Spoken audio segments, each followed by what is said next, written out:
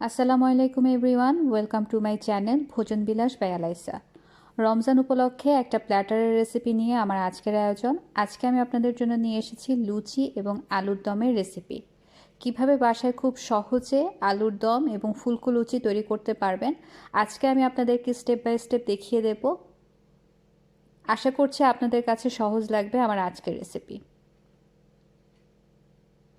আমি চেষ্টা করেছি আপনাদের সামনে সহজভাবে উপস্থাপন করতে। এরকম আরও অনেক দেশি বিদেশি খাবারের রেসিপি যদি পেতে চান, সাবস্ক্রাইব টু মাই চ্যানেল। প্রথমে একটা পাত্র নিয়ে এর মধ্যে 2 কাপ পরিমাণ পানি এবং স্বাদ অনুযায়ী লবণ নিয়ে নিলাম।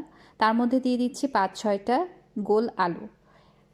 আলুর দমে সাধারণত ছোট সাইজের এরকম গোল আলু ব্যবহার করা হয়। আপনাদের কাছে যদি এরকম ছোট গোল আলু না থাকে, সেই ক্ষেত্রে আপনারা বড় আলুগুলোকে চৌকো করে কেটে এখানে ব্যবহার করতে পারেন। এখন চুলার আঁচটা মিডিয়ামে রেখে 70% পর্যন্ত এটাকে সিদ্ধ করে নিতে হবে। একদম পুরো সিদ্ধ করে ফেলা যাবে না, 70% সিদ্ধ হলেই আলুটা একদম পারফেক্ট হবে পরবর্তী রান্নার জন্য। অন্যদিকে আমি একটা গ্রাইন্ডারের জায়গায় অর্ধেকটা মিডিয়াম সাইজের পেঁয়াজ নিয়ে নিলাম এবং 4 কোয়ার মতো রসুন দিয়ে দিচ্ছি। আপনাদের কাছে যদি রসুন বাটা অ্যাভেলেবেল থাকে, সেক্ষেত্রে 2 টেবিল চামচ রসুনের বাটা ব্যবহার করবেন। 1 চা চামচ পরিমাণ রান্নার তেল এবং খুব সামান্য পানি দিয়ে এটাকে এখন একটা মিহি পেস্ট তৈরি করে নিতে হবে। আমার পেঁয়াজের পেস্ট তৈরি হয়ে গেছে। অন্যদিকে আমি যে আলুটা সিদ্ধ দিয়েছিলাম সেটাও 70% সিদ্ধ হয়ে গেছে। এখন যে অতিরিক্ত পানিটা রয়েছে সেটাকে আমি ফেলে দেব। ফেলে দিয়ে এখন আমি যে আলুগুলো আছে সেখান থেকে কয়েক টুকরা আলু নিয়ে এরকম আধ ভাঙা করে নেব। এই আধ ভাঙা আলুগুলো পরবর্তীতে ঝোলটাকে ঘন করতে সাহায্য করবে এবং আলুর দমের টেস্টটাও একটু বাড়িয়ে দেবে। অন্য আলুগুলোকে আমি গোটা রেখেছি। এখন চুলায় চলে আসলাম। মিডিয়াম আছে চুলায় একটা প্যান বসে এর মধ্যে 3 টেবিল চামচ পরিমাণ রান্নার তেল দিয়ে দিলাম এবং আরও দিয়ে দিচ্ছি 2 টেবিল চামচ পরিমাণ সরিষার তেল। আপনারা চাইলে পুরো রান্নাটা সরিষার তেল দিয়ে করতে পারেন, কিংবা যদি সরিষার তেলটা অ্যাভয়েড করতে চান পুরো রান্নাটা আপনারা শুধু নর্মাল তেল দিয়েও করতে পারবেন। তেলটা যখন কিছুটা গরম হয়ে যাবে, এখন আমি ফোড়ন দিয়ে দিচ্ছি। আমি আধা চা চামচ পরিমাণ গোটা জিরা ফোড়ন হিসেবে ব্যবহার করছি। অনেকে 5 ফোড়নের ফোড়নটা পছন্দ করেন আলুর দমের মধ্যে, সেই ক্ষেত্রে আপনারা আধা চা চামচ পরিমাণ 5 ফোড়ন ব্যবহার করতে পারেন। এখন আমি গরম মশলা দিয়ে দিলাম। 2 ইঞ্চি সমান একটা দারচিনি, 2টা এলাচকে খুব ভালো মতো ক্রাশ করে দিয়েছি আর ছোটো সাইজের একটা তেজপাতা দিয়ে দিলাম। তারপরে আমি যে পেঁয়াজের পেস্টটা তৈরি করে রেখেছিলাম সেটা এর মধ্যে দিয়ে দিয়েছি। দিয়ে কিছুক্ষণ ভেজে নিচ্ছি। ভেজে যখন এরকম তেলটা আলাদা হয়ে যাবে, তখন সামান্য পানি দিয়ে দিয়েছি। যে গ্রাইন্ডারের জায়গায় আমি মশলাটা তৈরি করেছিলাম সেই গ্রাইন্ডারের জায়গাটা ধুয়ে সামান্য পানি দিয়ে এখন পেঁয়াজটাকে আমি কষিয়ে নেব। পেঁয়াজটা কষতে থাকে, অন্যদিকে আমি একটা মশলা তৈরি করে নিচ্ছি। সেই জন্য একটা পাত্রে আমি আধা চা চামচ পরিমাণ হলুদ গুঁড়া, 1.5 টেবিল চামচ কিংবা স্বাদ অনুযায়ী মরিচের গুঁড়া, আধা চা চামচ পরিমাণ ধনিয়া গুঁড়া এবং আধা চা চামচ পরিমাণ জিরা গুঁড়া নিয়ে একটা পেস্ট তৈরি করে নেব। সামান্য পানি ব্যবহার করব।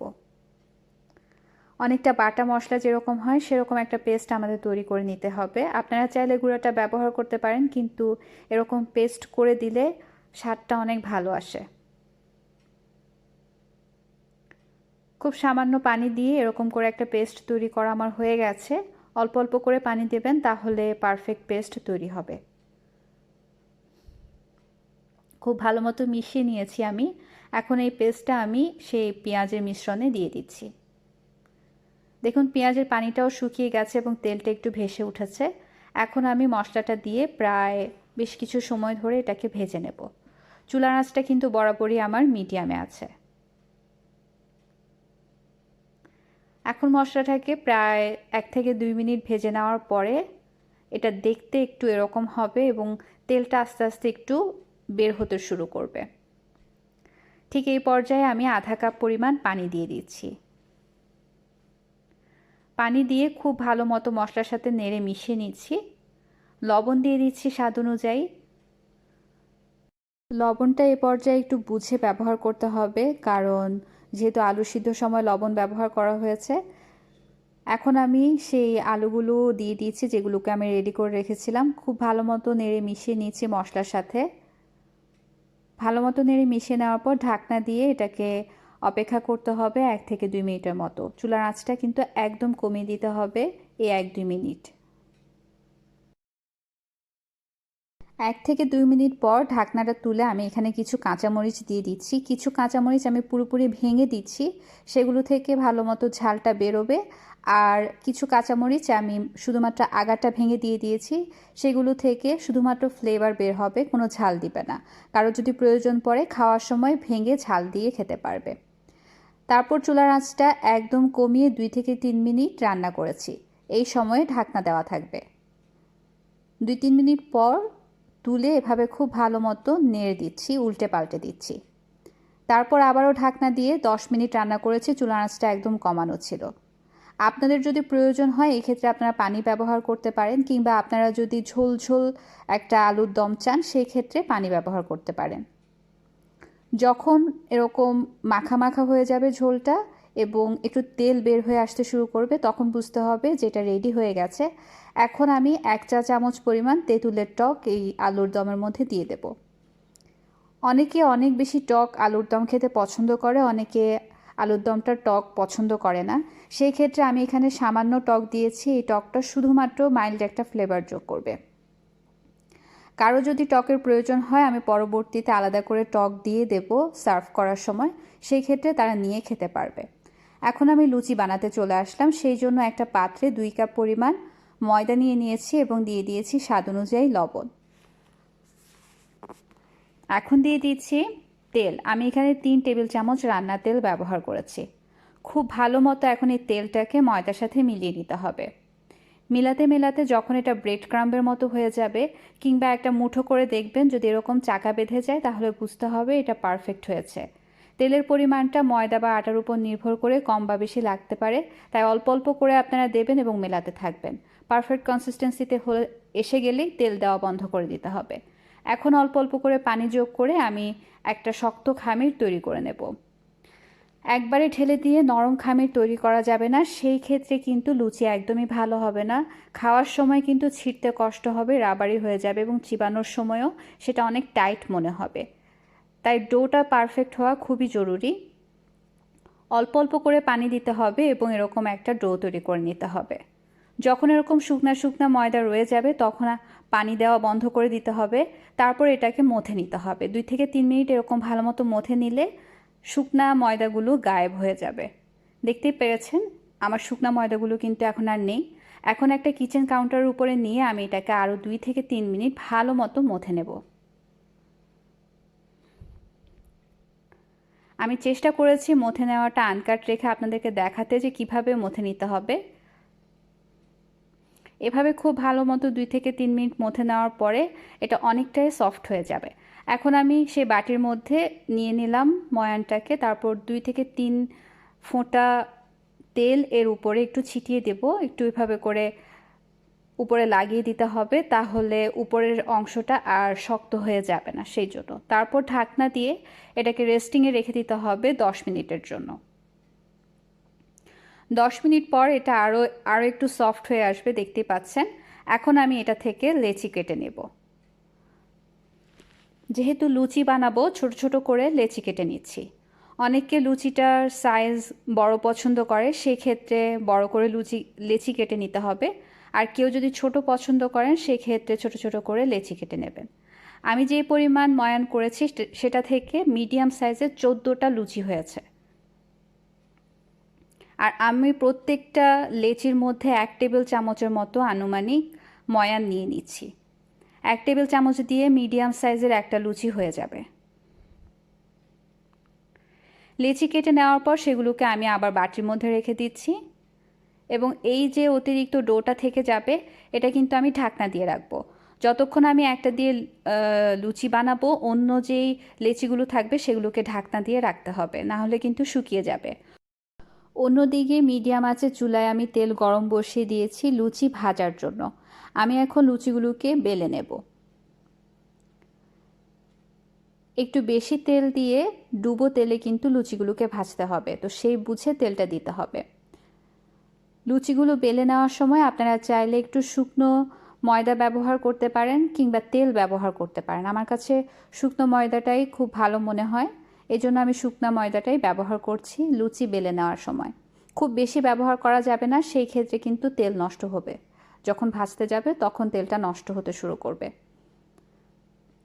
আমি সব লুচিগুলো বানিয়ে নিচ্ছি। পুরুত্বটা আমি আপনাদেরকে দেখিয়ে দিয়েছি। সাধারণত আমরা রুটি যে পুরুত্বের খেয়ে থাকি, লুচিটাও কিন্তু সেরকম পুরুত্বেরই হবে। তেলটা যখন গরম হয়ে যাবে তখন আমি এর মধ্যে লুচিটা দিয়ে দিয়েছি।